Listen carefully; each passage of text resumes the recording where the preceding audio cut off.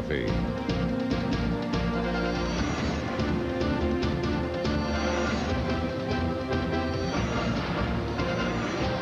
For May 19th, 1999, Biography with Peter Graves. Their well-crafted images made them international icons, but fame has its price. This is Dangerous Curves Week. Biography's look at 5 women whose beauty and ambition led them to the pinnacle of stardom. Tonight, Jayne Mansfield, the blonde bombshell who became a victim of her own image. This is what Jayne lived for, the Hollywood good life, the high life of mansions and swimming pools. She was barely out of her teens when she arrived here, certain that she would cash in. Of all the women who played dumb blondes in the 50s, Mansfield worked hard at being the dumbest and the blondest. But her perpetual giggle and distracting physical attributes disguised a PR genius who constantly found new ways to get publicity. Unlike some of today's stars, Jayne loved the constant attention of the press, and she would stage suggestive photo opportunities to get it. I stumbled onto one of these when I went to a hotel opening in Las Vegas years ago, and there I saw Jayne Mansfield diving in and out of the hotel pool, seemingly unaware that her bikini top had come undone and that the photographers were madly snapping away. You'll hear more stories like that in our biography, but I remember thinking at the time how important fame must have been for Jayne and how she would stop at nothing to get it. Ladies and gentlemen, now for another special award. To present that award, a very special young lady who came to Hollywood by way of UCLA. I'm sure she is easily recognized, at least here in her own community, although she would very easily travel anonymously just any place. Miss Jayne Mansfield.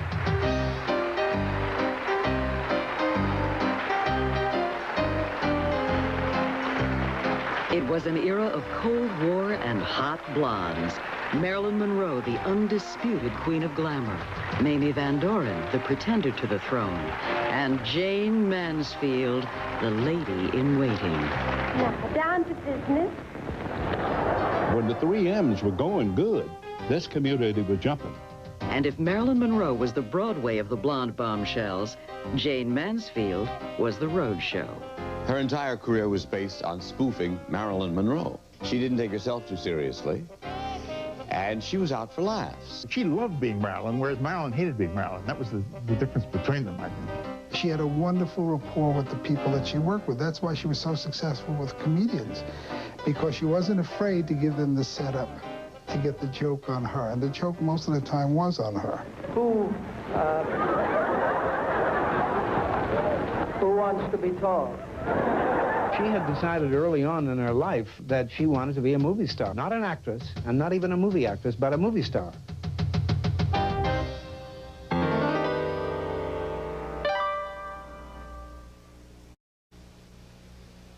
Jayne Mansfield was born Vera Jane Palmer in 1933 in the small town of Penn Argyll, Pennsylvania, just north of Philadelphia. She was the only child of Herbert and Vera. She was a precocious child, forever pantomiming the music and the dramas on the radio, especially those of her childhood idol, Shirley Temple. She devoured the curly-haired heroine's films and songs. And with her mother Vera's encouragement, she dared to dream of being an even bigger star than Temple. When her father Herbert died of a heart attack when Janie was 3, he left a void in her life that she always tried to fill. She grew up always looking for a father and looking to men for a father image. And not unlike Marilyn Monroe, never really found it. Vera Palmer, a school teacher, eventually remarried, and in 1939, Jane's stepfather, Harry Piers, moved his new family southwest to Texas, where she met future actress Ann Wedgeworth. We were both at recess outside, and we were both alone. And we started talking to each other. And she was so sweet and so friendly. As a starstruck little girl, her bedroom was cluttered with fan magazines. Janie hoped to appear on the pages of these magazines one day. Janie had on her walls, I think, the things that she aspired to become. I had never seen anything like this before. Entire walls were covered with all of these glamour shots of these different, beautiful, erotic-looking women, you know? And she was taking me around and showing them all to me. As a teenager, Jane already started to resemble these stars, a fact which was not lost on the opposite sex. Janie and I met because she was dating a friend of mine.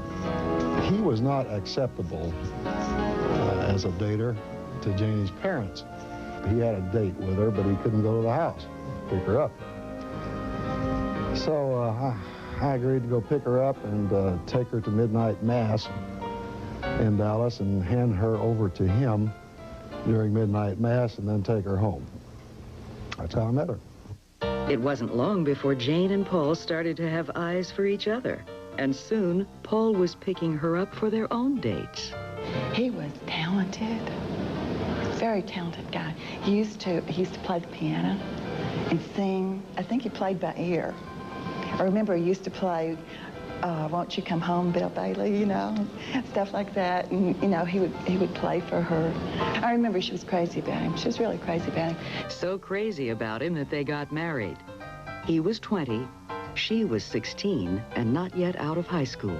We eloped because at that time in Dallas, it was against school policy, of course, for anyone married to be going to school. And she had not yet graduated from Highland Park High School. We were married at Broadway Baptist Church in Fort Worth. They were my parents and her parents, and they probably weren't ready to give their daughter up at that time, but they did, and they wished us well, and they were very supportive from then on.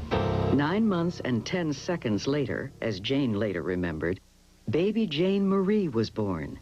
It was 1950. She was very strict. I'm assuming she got that from her mother. But she was strict in the house. I mean, she told you to do something, you did it. And there's no doubt about it. She was a tough mom. But she was great to be around. No matter how hard she worked, she always had that fun sense about her. So she was fun to be around. Paul was accepted at the University of Texas to study radio and journalism. He, Jane, and Jayne-Marie moved to Austin, where Jane occasionally sat in on Paul's classes.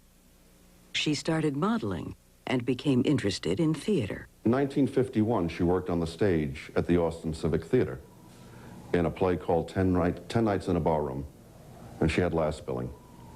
And that was probably her first theatrical experience. The Korean War was underway by the time Paul graduated in 1952. He received an Army commission and was stationed at Camp Gordon in Augusta, Georgia, where his wife's talents didn't go unnoticed. Funny thing happened while we were at Augusta at Camp Gordon. I got called into the colonel's office one day. He said, your wife has been sunbathing out beside your quarters, which, by the way, were on post. He said, when the troops walk by, it's distracting them. And we would appreciate it if she would go to the officers' pool to do that instead of beside your quarters. She was just as big a distraction poolside in her velvet bikini. And she won raves, from the appreciative soldiers anyway, in a production of the musical Anything Goes. Although it was still a long way from Hollywood, Paul assured her that she would get her shot at stardom. When I left for Korea, I told her that when I came back, that I would take her to California and give her her opportunity to break into show business. While Paul was away, Jane returned to Dallas to study acting. Within a year, she landed a role in a professional production of Death of a Salesman. Now she was ready for the big time. She was a very attractive woman, and she had some talent. But when Jane looked in her mirror, she saw the most beautiful woman in the world staring back. And this gave her an extraordinary confidence. Jayne Mansfield had made up her mind she was going to be a movie star. She was going to be a big name. When Paul returned home from the war, he made good on his promise to take Jayne to Hollywood. Accompanied by her 3 cats and a dog, they trekked west in a 1948 red Buick convertible. She arrived in California and called Paramount Pictures and said, "My name is Jayne Mansfield. I come from Texas, and I want to be a movie star." And the operator said, "We already have a movie star." But they didn't have one like Jayne Mansfield, and she was out to prove it. Undaunted, she launched a self-styled publicity campaign. She arranged through a relative of Paul's to have a photo of her in a bikini printed on the front page of the Los Angeles Herald-Examiner. 2 weeks later, she was named Miss Fire Prevention Week. It wasn't long before she was turning heads all over Hollywood, and she headed to her first screen test. I had been to 3 different universities and 2 or 3 private dramatic schools before I went to Hollywood, preparing myself for my career as an actress, my hopeful career as an actress. I did a soliloquy from Joan of Arc for Milton Lewis, who was the head of casting at Paramount Studios, in order to audition, and he just seemed to think that I was wasting my, as he said, obvious talents, and he lightened my hair and tightened my dresses, and this is the result. She won a couple of bit parts, including a role in The Female Jungle, a murder mystery shot on a shoestring budget. It was her first role that I know of, and I'm sure it was her first sort of leading role. And she was very nervous, but very gracious and willing to work. She was easy to work with and very talented. Fire in your lips, and you can be tender with your Miss Jayne asked me if I'd like to see The Female Jungle with her. She had a death scene, her last scene, and as the scene wound up, she asked the man in the projection booth to run it again. She had her death scene run 8 times, as I recall. She wanted to see it over and over, not in any maudlin way. She was just fascinated. Although The Female Jungle was a flop, she continued to use her talents as a pinup to gain more and more publicity. In the very beginning, I was quite cooperative publicity-wise because I felt it was of no value whatsoever to be a good actress and if no one knows about it. So I thought, all right, I'll cooperate as much as I can. She was just more available to the press than anybody else and would pose longer. And I guess had thought of some things to say and said them. And as I say, the press was different in those days. They were looking for pin-up pictures and new sex symbols to do stories about. About the only photo op she ever turned down was Miss Roquefort Cheese. She said, "It just didn't sound right." Jayne, you've been crowned Queen of Uranium, Miss Peanut Butter and Jelly, Miss Bluebonnet Belle of Texas, and amongst other things, I think you were once crowned Queen of Stalled Crosstown Traffic. Oh, my. Now, of all your honors, which title do you cherish the most? You know which title I like? No, I like to be called Mother. Touche, dear. That sums it up. You are neither naive or any of the other things. Oh, all right. Well, it is. It means more to me than anything. Well, family was real important to her. So she made a real effort, I think, to try to keep us all together and make it some sort of cohesion life. Above all, I think she was a very, very loving human being as far as she loved children. She wanted 10 kids. Her late father's family had provided Jayne with a trust fund. Determined to keep her career alive, she used the money to develop her image as a glamorous screen star. She adopted pink as her trademark, developed a fondness for heart-shaped objects, ordered a custom pink Jaguar, a mink coat, and bought a house in Benedict Canyon. You never knew what the girl was going to do. She was a press agent's dream. And Jimmy Byron found her, a guy named Jim Byron, and got her on that junket down to Florida. It was a press guy's idea, but Peter Gallen, who was a photographer, loaned her a bikini, and it was not the right size, and she didn't care because she expected to go in the water and come back up without it. And it was arranged that the press would all be there, that something was going to happen. They were expecting Jane Russell, and up popped Jayne Mansfield au naturel. By now, her picture was on the cover of nearly every magazine. When she returned to Hollywood, several major studios were fighting over her. She signed with Warner Brothers. Jayne's marriage, meanwhile, fell victim to her budding success.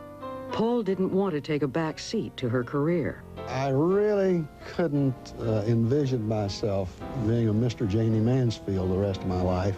And I was confident, by the way, that she would make it because she had more guts than most men that I know.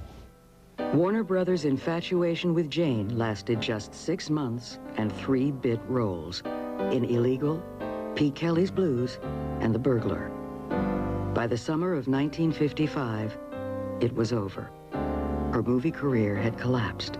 Then, just as hope had all but faded, Broadway called. The fame that had eluded Jayne in Hollywood awaited her on the Great White Way. You're watching Jayne Mansfield on Biography. Mansfield continues on Biography. When Jayne Mansfield first appeared on a Broadway stage, it was as the female lead in the play, Will Success Spoil Rock Hunter? It was her first try on a stage after an unsuccessful attempt at Hollywood. It wasn't the movies, but it was the role that would make her famous. In those days, we wrote dumb blonde parts, and that was still allowed. This was a dumb blonde part, kind of, but smarter than any of them. And I tried and tried and tried to find somebody to play it. She went to Philadelphia to do a small independent film called The Burglar, and while she was there shooting that movie, there was an open casting call for a play in New York. Will Success Spoil Rock Hunter. The part was offered to Mamie Van Doren originally. They wanted to do a satire on Marilyn Monroe. And I was sort of the answer to Marilyn at that time, and I was like the second. And I just didn't want to do the Marilyn Monroe role because I was trying to get away from it. God, we had Walter Matthau in the show, had Martin Gable, Orson Bean. We had a terrific cast. Couldn't find this girl. I mean, I read 2,500 different method actresses, and none of them could play a bimbo. And one after another, these beautiful girls came in, and they didn't like any of them. They were all actressy. They were all doing Marilyn. Jayne Mansfield walked in. She was a mixture of this wild sort of sexuality and enthusiasm and total naivete. So it was a real candid kind of innocence about her. I was excited because she was precisely the person we had been looking for and had not found. The comedy opened in October of 1955 with Mansfield as sex siren Rita Marlowe. She was only 22. She was glorious. She came out, she looked like she'd been poured into the bath towel she was wearing. Just all flesh. But there was something very sweet about her and something very charming, and she had this little girl voice, and she walked around the stage and everyone was howling and hooting and applauding, and she was really a splendiferous looking woman. But I adored her, and I would come and knock on her dressing room. She'd say, "Who is it?" And I'd say, "It's Orson." "Orsie!" She'd say, "Come in." And I'd open the door, and there she'd be, stark naked. Naked as the day she was born, sitting at the makeup table, putting her makeup on. She'd sit down, Orsie. I never knew where to look. Despite Jayne Mansfield's beauty, the show got off to a bad start. And we got bad notices the first night, and the play didn't play very well. And we were all meeting in the hotel ballroom, that empty ballroom hotel, the next morning they're fighting this thing out. And Jayne comes bouncing, and everybody's gloomy except Jayne. She's got the Philadelphia paper with her picture in the review. She says, "I'm a star, I'm a star, I'm a star, I'm a star, I'm a star, I'm a star." And then she put the picture in the paper. She says, "Oh, Georgie, what does coarse and inept mean?" With Jayne as the show's centerpiece, the bad reviews didn't affect the box office. Her flair for publicity kept the show going. She just appeared everywhere and anywhere, and everywhere, of course, she promoted the play. The character from the play became the character that she portrayed in all the interviews. So you really associated the two together. To perpetuate this image, a nude Mansfield followed Monroe onto the pages of Playboy magazine. Jayne was the delight of Playboy in the Hugh Hefner's book, 40 Years of Playboy, an immense volume. I think she has more space in it than any of the stars. Another spread in Playboy in 1958 was the biggest-selling issue in Playboy's young history. It was a ploy that she would repeat in years to come. She would pose for Playboy every February from 1957 to 64. So she was their Valentine girl for several years. There were also 2 spreads in Life magazine.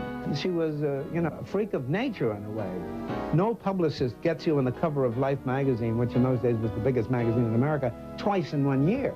Nobody can arrange that. She appeared so often in the papers, the editors of one daily, the World Telegram and Sun, posted a bulletin in the city room that barred her picture until further notice. At the height of her Broadway fame, Jayne met the man of her dreams. Mickey Hargitay. Now, he was a more remarkable specimen than she was. Worked out all the time. Absolutely incredible physique. Mickey was one of the stable of hunks kept by Mae West, who introduced him as the most perfectly built man in the world. The 6'2" Hungarian had been in the U.S. roughly 10 years and settled in the Indianapolis area as a carpenter. He'd begun pumping iron, and in 1955 won the Mr. Universe title. She went to the Latin Quarter to see Mae West's show. Mickey was in the show as one of the muscle men. And when the waiter came over, she said, "I'd like a steak and that man on the right." The 2 of them were bigger than life and extraordinary, and they fell head over heels in love with each other, all with themselves reflected in the eyes of the other. I don't know which. Who knows what love is? But I mean, they were a perfect pair. As they walked around New York, very spontaneously, he would lift her up over his head in public on any street corner. She would put her arms outward, and it was called the bird. And they do it at the drop of a hat anywhere. The press had a field day as the lovebirds cooed and Mae West pouted. Once her tour reached D.C., Mae ordered Mickey to renounce Jayne publicly. Instead, he declared his undying love. Jayne insisted there was no rivalry with Mae for Mickey, adding, "To me, she was our Cupid." Mansfield's antics generated hot copy. Her play, though, was cooling off. So after nearly 14 months of success, Rock Hunter had run out of steam. Jayne was looking for something else, and once again, she benefited from Marilyn Monroe. Marilyn, at that time, was in New York and on suspension from 20th Century Fox, refusing to play the roles they had been casted. Fox suddenly saw Mansfield as another Monroe. They bought Rock Hunter for $100,000 and cranked up the publicity machine. 20th Century Fox advertised her as Marilyn Monroe king size. Without any disrespect to Marilyn, it just meant everything was bigger. Taking over from Monroe, Jayne was on her way to becoming a star in her own right. The movie queen she always dreamed she'd be.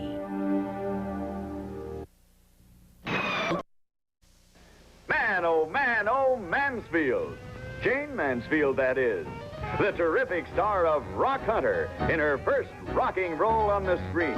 If Broadway gave Jayne Mansfield her image, Hollywood showcased it to the world in her debut, The Girl Can't Help It. But everyone figures me for a sex part. No one thinks I'm equipped for motherhood. We went to see The Girl Can't Help It, and I really love that movie to this day. I think it was the best movie she made. It was weird because I was a little girl and there's my mom and way up there on the screen. She played a dizzy blonde, not all that different from her Rita Marlowe character on Broadway. For a stop. You know, the first thing, 6 weeks. Oh, easy, Fats, it takes time. Rome wasn't built in a day. She ain't Rome.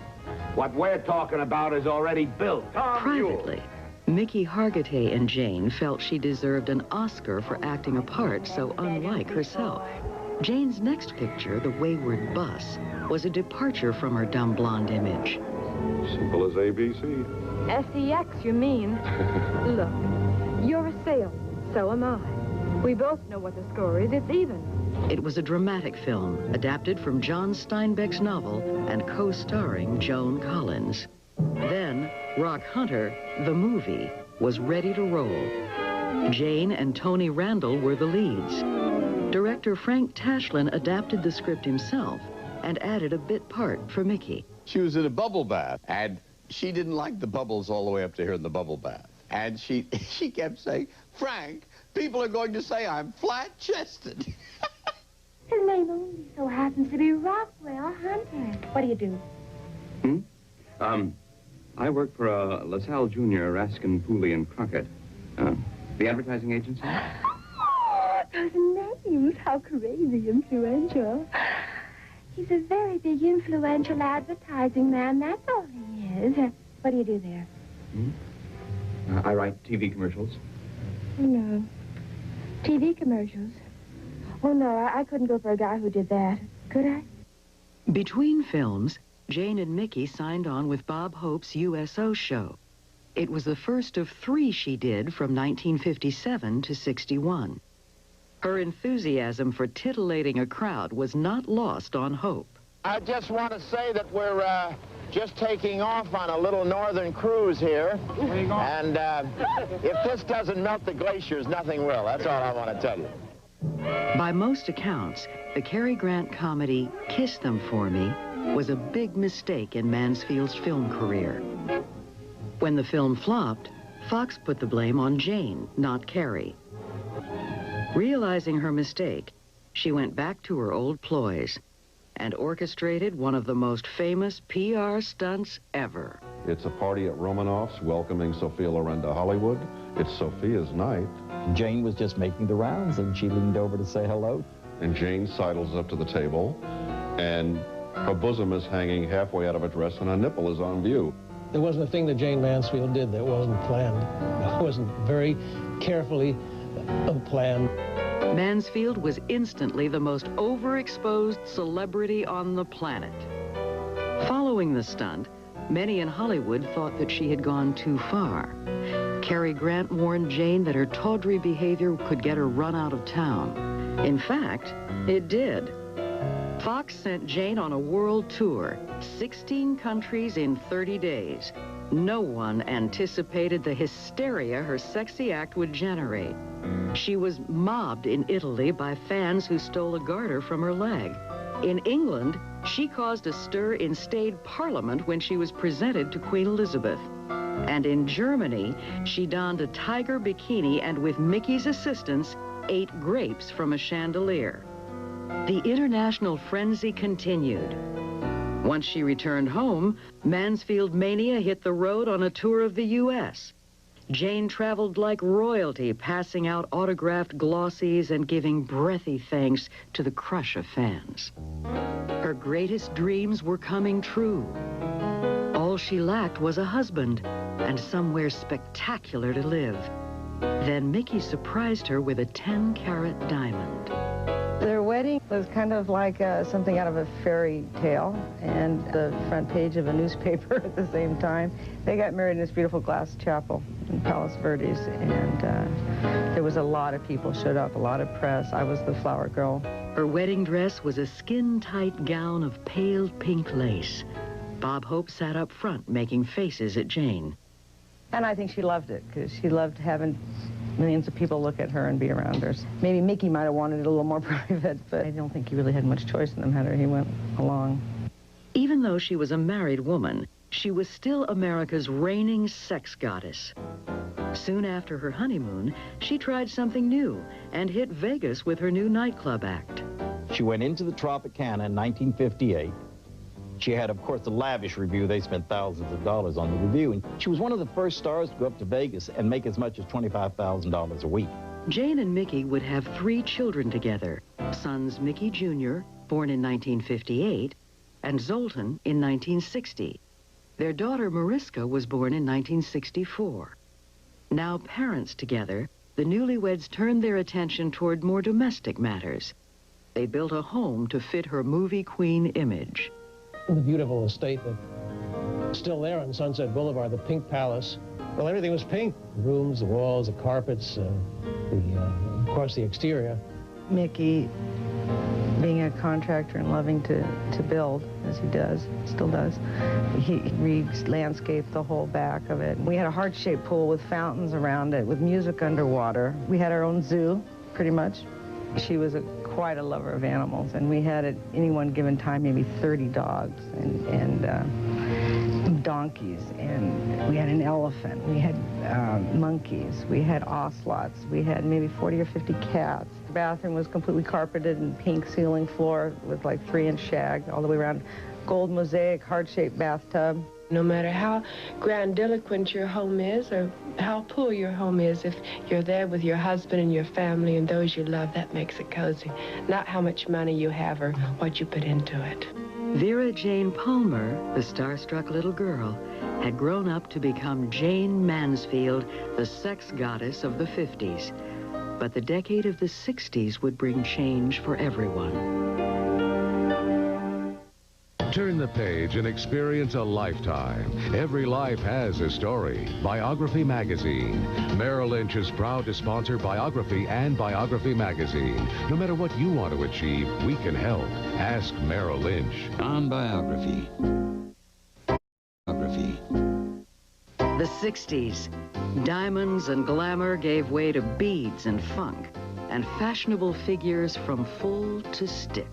Jane Russell and Jayne Mansfield were the sweater girls, the great sweater girls of the 50s, and now sweaters were out. It was kind of funny because I was a teenager in the 60s, and she'd send me down to the store and say, now buy everything that you would wear.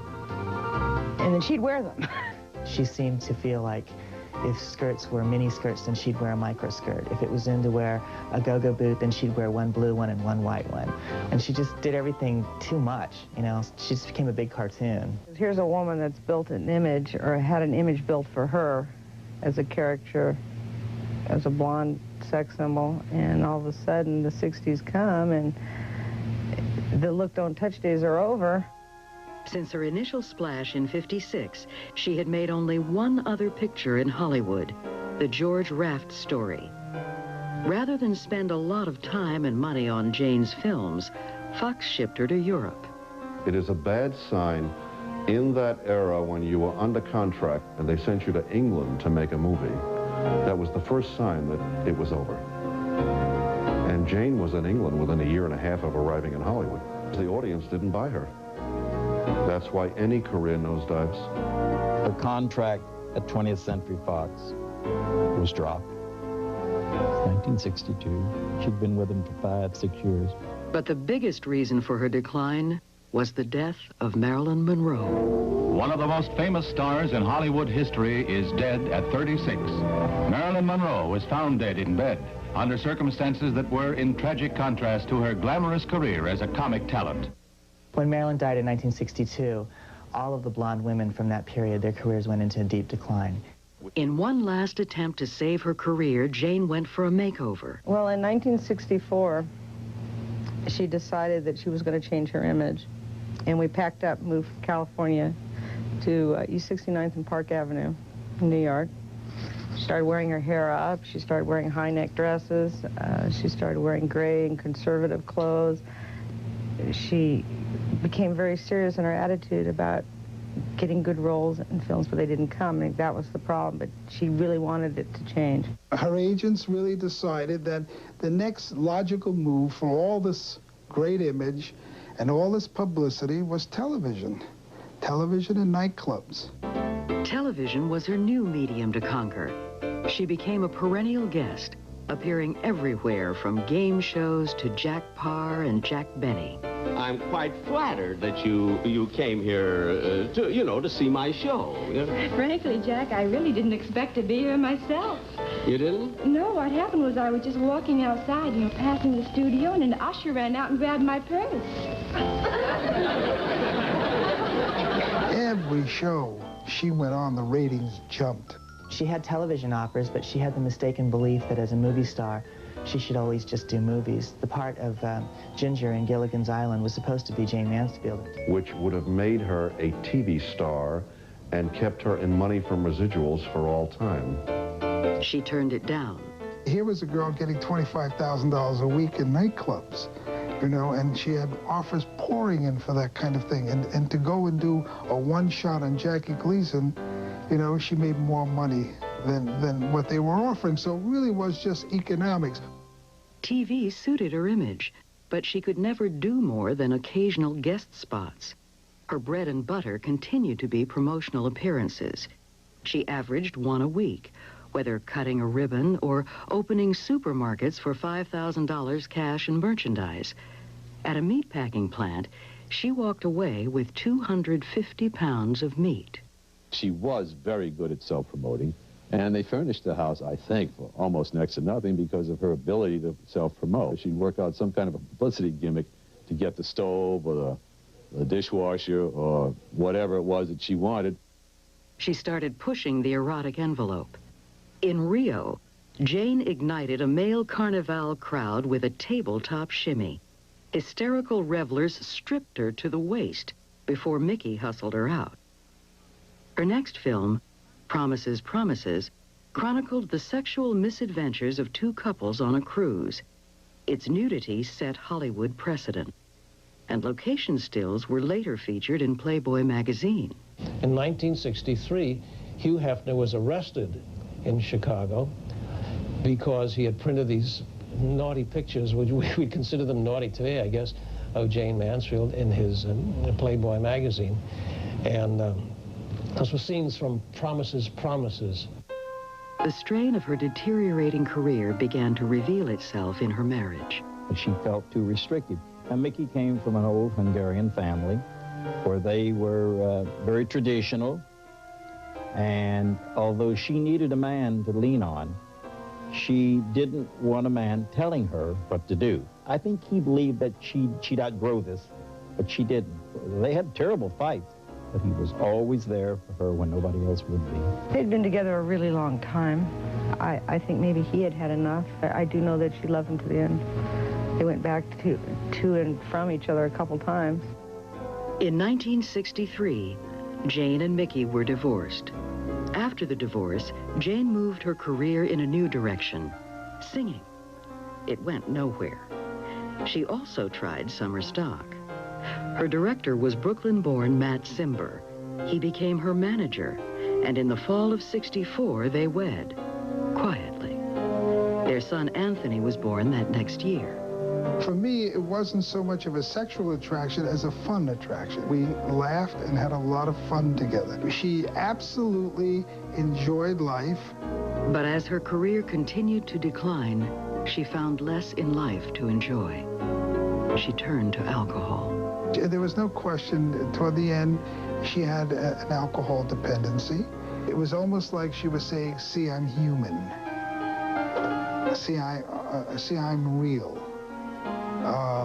I have this weakness. I tried very desperately, and many times, to reverse the pattern. I just couldn't do it. It wasn't long before the marriage to Cimber crumbled. I think she was much stronger than I was, you know, and much more determined, I think. In 1966, she filed for divorce. Her divorce lawyer was Sam Brody. They became lovers. He was obsessed with her. Absolutely obsessed with her. He gave up a wife and family and abandoned a big law practice to follow Jayne. Their relationship was a stormy one. Jayne and Brody were locked in an obsessive, abusive nightmare. Their boozing and brawling finally forced promoters to cancel her nightclub tour of Northern England, complaining that her legs were too black and blue to be exhibited in the miniskirts her act required. Jayne was not the only one being abused. Her daughter, Jayne-Marie, now 16 years old, was also beaten. I didn't like what was going on, and I felt a need to get out, not just for me, but for my brothers and sisters, and so I packed up and left, or ran away, or however you want to call it. Jayne-Marie sought refuge at a West Los Angeles police station. She had allegedly been beaten by Brody. Photos shot by an uncle revealed welts and bruises. With Jayne-Marie's departure, Jayne Mansfield lost the one constant of her entire life. Her home life in a shambles, her career at a dead end, Jayne Mansfield's life was in a tailspin that would take a fatal turn. For the web's best bios, log on to our website at biography.com. What? What kind of a girl do you think I am? Of course I was. Jayne Mansfield's last role was in A Guide for the Married Man. a 1967 comedy directed by Gene Kelly. Her role was little more than a cameo. It was typical of the role she was being offered. Small, exploitational parts capitalizing more on her physical assets and notoriety than on any dramatic prowess. I think she felt that she wasn't going to have a long career, and she settled for exploitation-type films, settled for what she could get. It's too bad she didn't have the guidance earlier from an agent or whoever to be able to maneuver her out of that at a much earlier stage in life. After a decade in Hollywood, for all she had hoped to achieve as a movie star, she had never been able to become more than the image she had created. The studios weren't calling. There were no films for her. But her large following assured her the only work she could get, the public appearance and nightclub circuit. And she played Vegas many, many times. But over the years, less work and less preparation went in to the act. So it deteriorated. She had 5 children. She had a huge mansion. She had bills. She had to work, and she took the work where she could get it. She opened in New York City's Latin Quarter in 1966, amidst a transit strike and 0-degree weather. She packed them in, but it was still the outer limits of show business. In June of 1967, she was booked for an engagement in Biloxi, Mississippi.